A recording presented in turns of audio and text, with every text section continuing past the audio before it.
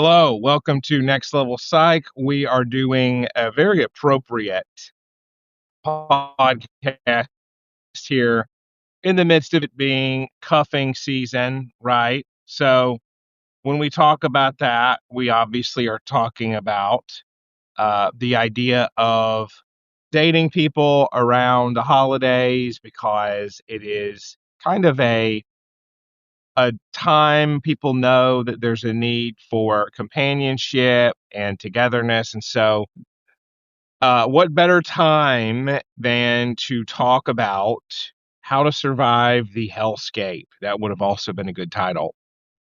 Well, let's discuss it. So, for one, you want to make yourself unappealing to people with the wrong intentions. You want to make yourself an unappealing target to exploitative individuals.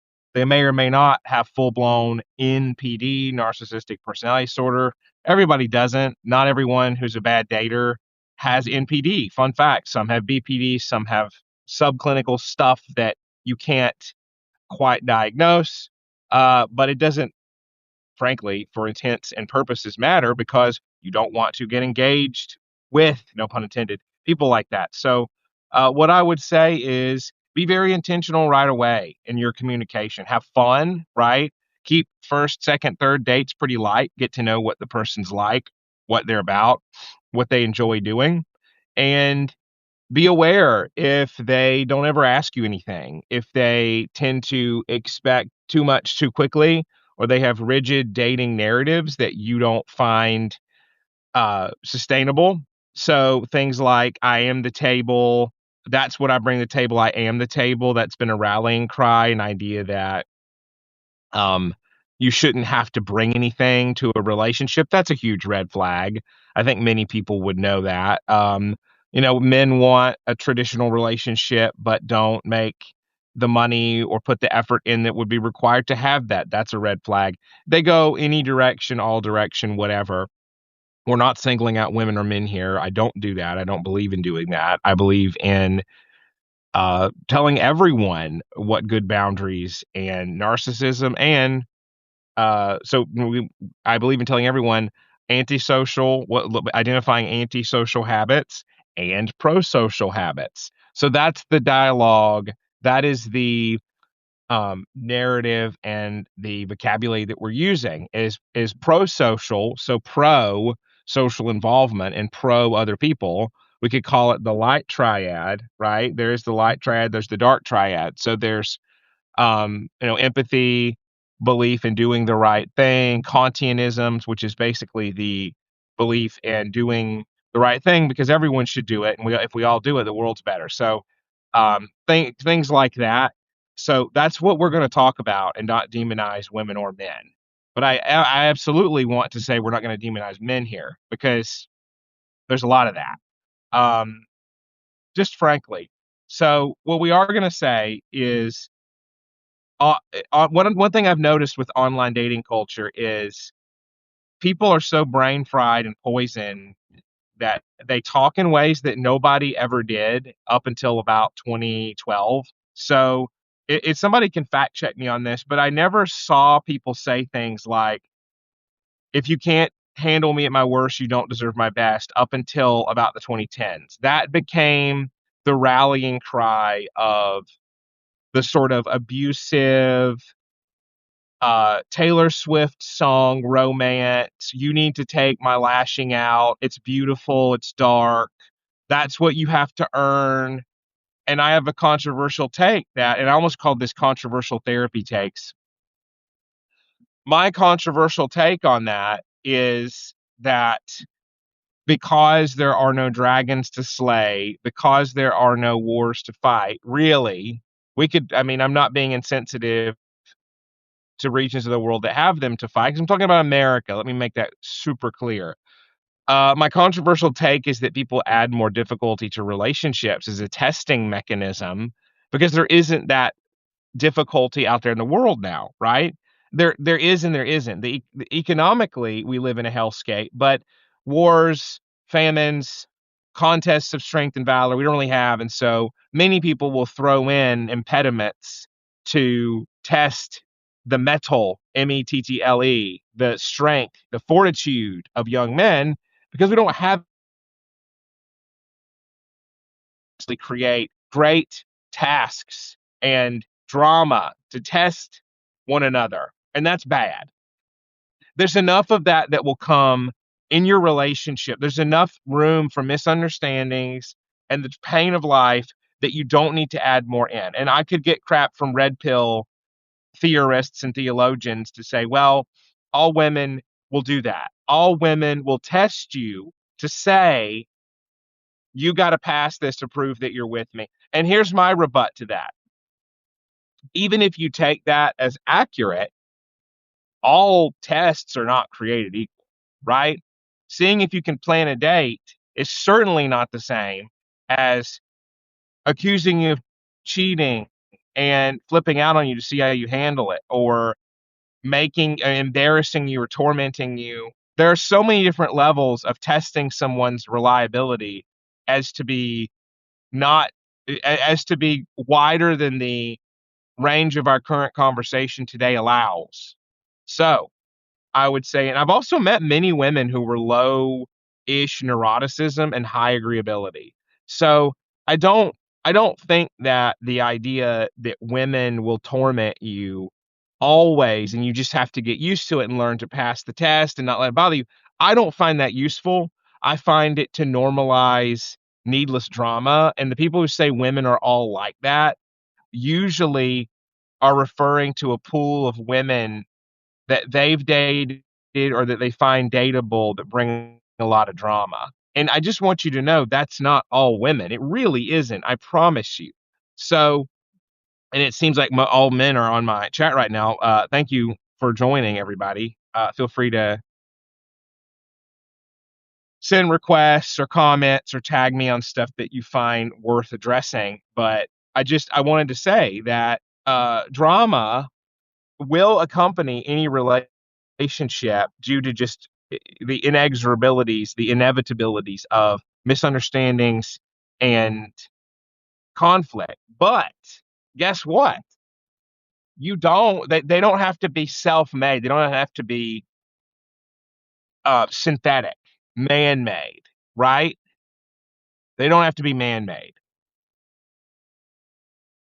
Instead, they could be earth-made. They can be natural consequences in the story of where you two are trying to go, balancing a budget, what have you. So, how to survive in dating now is to look for entitlement, basically, to look for, and that doesn't mean men don't pay the first, that men shouldn't pay for the first date. That's not what I'm saying at all. What I am saying is look for entitlement, that someone should be your everything and owes you a lot right away. Look for that. That's not cool. That's not safe. It's not appropriate. Um, it's not mutually gratifying. This isn't like, look for mixed dating narratives. So what does that mean, Jeremy? So let me tell you, and this is a good term. When I run the transcript through to make an article out of this, I'm going to make sure to look for this mixed dating narratives. So basically, it's syncretism. Okay. Well, what is syncretism? That didn't help. Um, Imagine like Christian Gnosticism or Christian belief in um, reincarnation. So if you like, we're told as Christians that we are, and I'm going somewhere with this, I promise, because this is a metaphor. I'm gonna jump to how it relates to dating, because this doesn't. But if someone tells you, "Oh, I'm Christian," well, but I believe in reincarnation. Okay. If somebody tells you, I believe in equality, but I also believe men should do everything, or I believe women should not vote, but I believe in equality. That is syncretism. It's the mixing of two different belief systems. So people do that now all the time, commonly, every day. Almost everyone I've met has some sort of self-contradictory belief system. So you could say a Christian, but you believe it's okay to use thirst traps, and you believe it's okay to do very, very, very shady things just to get attention online or to match with a man on a dating app. Okay. Well, I don't, I'm not sure. I think we know what the Bible would say about that. And we don't have to go by the Bible, right? You don't ever have to. I have tons of non-Christian clients. I have non-Christian friends. I do a lot of work with non-Christians. However, if you're coming under the banner of Christian, you ought not smuggle in lots of unchristian beliefs and buffs, like unchristian status buffs and advantages, but then you get the safety of the Christian label. So I see that a lot. So look for that. Look for syncretism in beliefs of I get my cake and in one belief and I get to eat it too in the other, and I've checkmated you in where you as the woman are like, I believe that you have a responsibility to do a lot, but then I don't believe I have to do a lot as the man, and vice versa. So you can't mix trad man and woman, give each other's lives up for each other beliefs with modern day tropes of I deserve no one deserves anything. You can't mix that.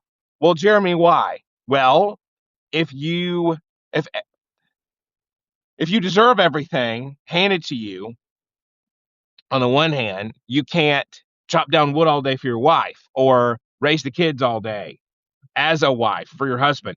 Can't do that. So a lot of Christians are trying to make trad a thing again.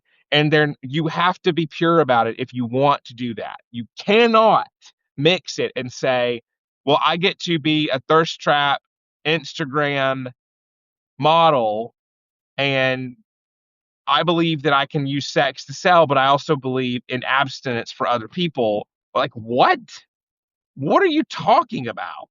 You cannot do that stuff, but it happens all the time in churches. Happens. I don't want to get, this is a whole other soapbox, but look for contradictory beliefs. So what do we got? Entitlement. We've got contradictory beliefs. Those are huge things to avoid in anyone that you're dating ever. We want to look for, they don't ask you anything about yourself. You're just a prop. You don't matter. You're a stand-in. You're a warm body. So that's bad, right? Obviously, the dark triad of narcissism, Machiavellianism, psychopathy. And if you want to make it the tetrad, fine, throw in sadism. Okay. Look for someone's conflict style. Look for how they argue with you. Do they stonewall you and punish you with silence? Do they use lots of threats and ultimatums? Do they bring up breaking up anytime they aren't getting their way? Do they make fun of their exes a lot and talk about how men are stupid or women are stupid? Do they say things like all men should, bleep? I don't want to get deep. I don't want to have this throttled by saying a bad word. All men should unalive. Like, that's dangerous. That's not good dialogue. It's not good. Nobody needs that. You just don't need it. This is straight from a therapist. Nobody needs to vent by saying all people in any group should unalive. It just doesn't help. If it helped, people wouldn't be going through third and fourth marriages and posting about how much the other gender sucks. Like, that doesn't help. If something is going to help, it will help. Basic. You don't keep trying stuff that doesn't work. And that's another red flag in dating. Does someone do the same thing over and over and over again when you've asked them not to? Do they use the same insult when you've said, please don't do that? Do they go personal in their attacks even when you ask them not to? And do they use trauma, drama, or their upbringing to justify it? That is toxic, and you should get away from anyone who does that. Tell them to go get EMDR therapy. Tell them to go, and that is not just talk therapy. Tell them to go reprocess and detonate those toxic trauma triggers that cause that massive lash out response, like they're 15 years old yelling at mama or daddy. Okay? So you're not mommy or daddy when you're dating somebody. Don't accept treatment like you are. Mic drop on that. So, another red flag in dating, are they responding to someone else? Are they responding to their baggage when they speak to you? Notice if someone, when they respond, is talking to you or if they're talking to their past. Not cool, okay? If they're talking their past and not you. You are a dynamic individual. You do not deserve the pain of what someone did to someone else. You just don't deserve it. So don't volunteer for it. Don't be the white knight. Don't be the white princess. Whatever you want to do, give someone the opportunity. Say, I'm noticing a lot of transference from past abusers to me. And I would prefer that we bracket that past stuff off and we say, all right, Jeremy is not blank, my past person. That is not what's happening now. And you do the work on letting that go. So that is how to survive the wretched landscape of dating now, is to make quick assessments, see if they're accurate, give people a chance. And if your assessments are accurate in being, unfortunately, valid on negative, very negative red flags, you can have conversations and then you can see how the relationship proceeds when you've given your feedback. But the earlier on you see red flags and the more of them early on, the worse it is. If someone comes in very defensive to a date with you, they're out of the running. Don't come in defensive to a date. Come in hopeful. If you've got trauma, go to a shrink.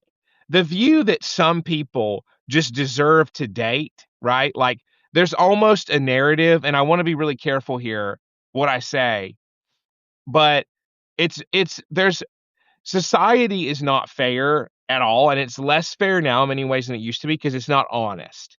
Now, the democratization of dating and dating apps has caused there to be a shift where if someone isn't getting dates, because there's certain things you're not allowed to say while looking like a good person, like you're unattractive, you're not interesting, you're boring, in other words, you have no conversational skill.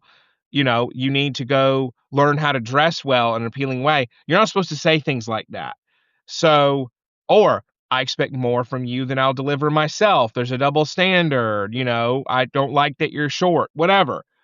You you have to be aware that you're not going to get told all the time what the truth is. So it's just known that some people are seen as deserving of relationships and some aren't.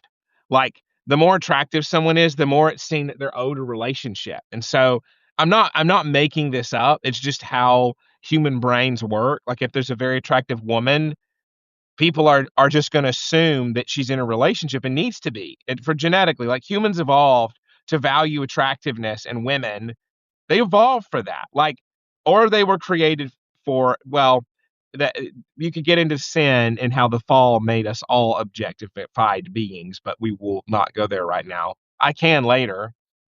It would be a very good sermon, but basically just be aware some people, no matter what, are going to be seen as not deserving of dating, and some people are always going to be seen as deserving of it, no matter how dramatic or toxic they are. And that can go for men too. It's not a woman only thing. Again, we're not demonizing women or men here. We're trying to find truth. We're trying to find how we get out of this, and that's going to require difficult conversation. So on that note, it was great for everybody to join. Good to see y'all. Thanks so much. Please feel free to request topics.